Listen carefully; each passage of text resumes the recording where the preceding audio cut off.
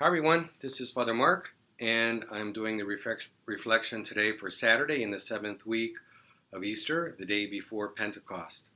And the scriptures are from Acts of the Apostles, chapter 28, verses 16 through 20, and then verses 30 through 31. There are excerpts of Psalm 11, and the Gospel is from John, chapter 21, verses 20 to 25. Our gospel lesson today is the conclusion of John's gospel, and the scene is set on the shore of the Sea of Tiberias. This is where the disciples fished all night long and caught nothing. Now, were they attempting to return to their former way of living?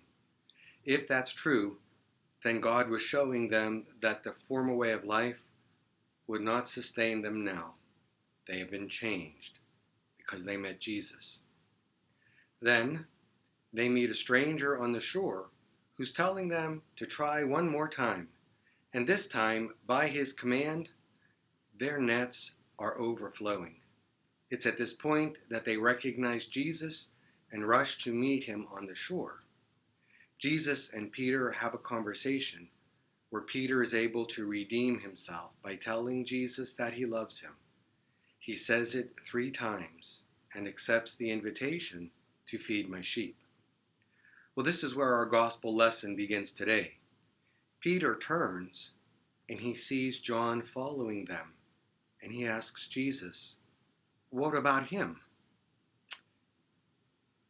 See how quickly we can allow ourselves to be distracted from what the Lord is calling us to do.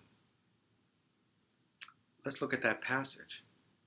Peter turned and saw the disciple following, whom Jesus loved, the one who had also reclined upon his chest during the supper, and had said, "Master, who is the one who will betray you?" When Peter saw him, he said to Jesus, "What about him?" Jesus said to him, "What if I want him to remain until I come? What concern is it of yours? But you follow me." So the word spread among the brothers that the disciple would not die. But Jesus had not told him that he would not die, just, "What if I want him to remain until I come? What concern is it of yours?" It is this disciple who testifies to these things and has written them, and we know that his testimony is true. There are also many other things that Jesus did. But if these were to be described individually, I do not think the whole world could contain the books that would be written. So that little question from St. Peter is not so little at all. First, it created confusion in the mind of St. Peter, and then it created confusion and mindless speculation among the apostles and those others who were in the early church. So for that reason, St. John writes a clarification. "What concern is it of yours? But you follow me." We sometimes echo the words of St. Peter. What about him? What about her?